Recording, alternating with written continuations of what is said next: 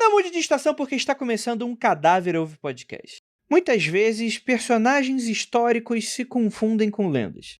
Através de feitos extraordinários, esses personagens são absorvidos pela cultura e o folclore de um povo, sendo muitas vezes não incomum confundidos como obra de ficção. E se não houver evidências históricas firmes, é capaz que sua existência seja amplamente tida como uma lenda local. É o caso, por exemplo, do rei Arthur, que tem séculos de influência cultural e teve sua história reescrita muitas e muitas vezes. Hoje acredita-se que algum Arthur importante existiu na época, mas esqueça aqueles romances de cavalaria. Ele provavelmente foi um general romano que marcou a vida de muitos, mesmo antes da Inglaterra possuir esse nome. E falando sobre personagens reais que quase se tornaram lendas, esse é o caso do primeiro samurai estrangeiro a se ter notícia, o primeiro já registrado no Japão. Eu sou Andrei Fernandes e hoje eu vou te contar a história de Yasuke, o samurai africano. –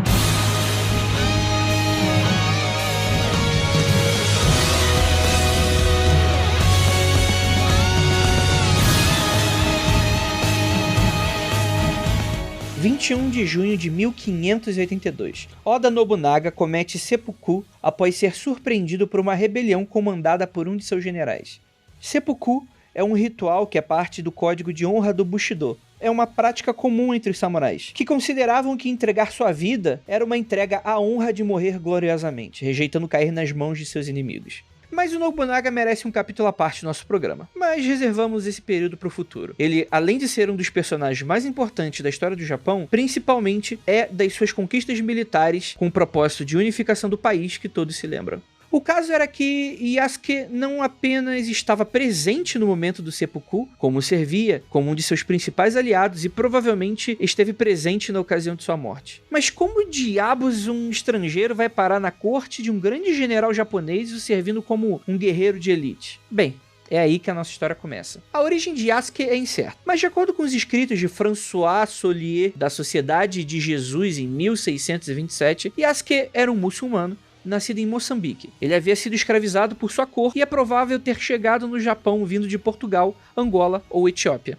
Yasuke chegou ao Japão em 1579, como um servo de um jesuíta italiano, chamado Alessandro Valiano, que havia sido incumbido da missão de levar a palavra do cristianismo para o leste e sul da Ásia. É claro que quando chegou, causou uma tremenda comoção, uma agitação. Inclusive, dizem que houveram até mortes por esmagamento de curiosos, uma multidão tentando ver Yasuke. Foi nesse momento que Oda Nobunaga aparece, pois, estranhando aquela aglomeração, ficou sabendo da história e foi pessoalmente conferir se aquilo era verdade. A situação foi tão surreal que Oda achou que era algum tipo de trambicagem e fez o homem tomar banho e se esfregar achando que havia passado tinta preta sobre o corpo. Esses eventos foram registrados pela Carta do Jesuíta em 1581, em seu relatório anual. Quando Oda se convence que o homem era de fato negro, Oda ficou completamente alucinado com aquilo e de alguma maneira o chamou para compor parte de seu exército. É claro que não apenas a sua aparência chamava atenção, sua altura e força eram descomunais, e foi inclusive elogiado por ele quando chegou a afirmar que equivalia à força de mais de 10 homens. Seu nome original é incerto, sendo especulado que Yasuke poderia ser uma corruptela de Yasake, um derivado de Isaac. Seu nome teria sido dado quando, meses depois do primeiro encontro, Yasuke fora chamada para o castelo de Oda, onde teria, segundo rumores, ganhado um título de nobreza, tornando-se muito próximo do general e membro oficial de sua comitiva, apesar de ser estrangeiro. Mas para quem acha que o que chama a atenção aqui é o fato também de sua força, Oda curtia conversar bastante com Yasuke, mesmo provavelmente falando um japonês mais ou menos, mas entendível. Foi concedido a ele uma casa e inclusive uma cerimônia que lhe atribuiu o direito e dever de portar uma arma. E aí é de fato quando ele se torna um samurai. Mais ou menos um ano depois, Oda foi atacado por Akechi Mitsuhide e seu exército. Cometeu seppuku em Kyoto e o resto é história. Yasuke lutou lado a lado com as forças de Oda Nobunaga por um longo período, mas eventualmente suas forças foram derrotadas. Quando finalmente teve sua espada entregue aos homens da rebelião, é perguntado a Akechi qual seria o destino daquele samurai. Disse o general que Yasuke era uma besta, não japonês, e que ele deveria ser levado para Jambandera, o Templo dos Bárbaros do Sul, que era a forma como os japoneses se referiam à igreja jesuíta.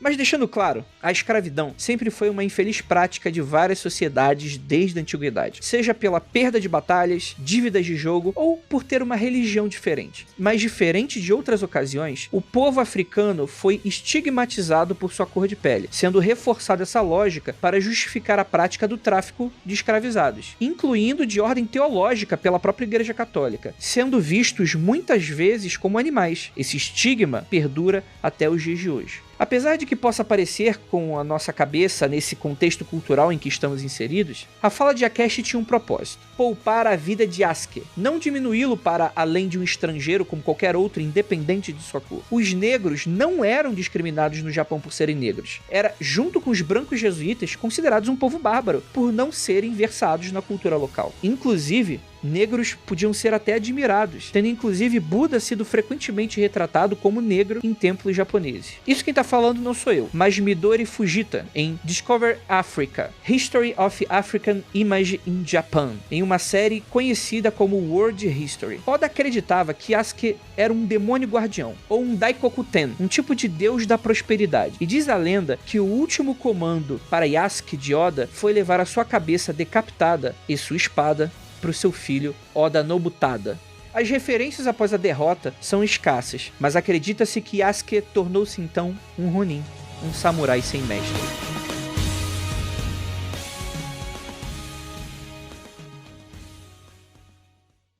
Um Cadáver Vivo Podcast é um programa disponibilizado pelo Mundo Freak. Acesse esse e mais episódios pelo nosso site, mundofreak.com.br, ou pelo Spotify. Um agradecimento a todos os nossos apoiadores que foram responsáveis por financiar esse e outros projetos. Faça parte você também. Acesse apoia.se/confidencial e participe. Dependemos de você para continuar esse e outros trabalhos. E até a próxima quinzena.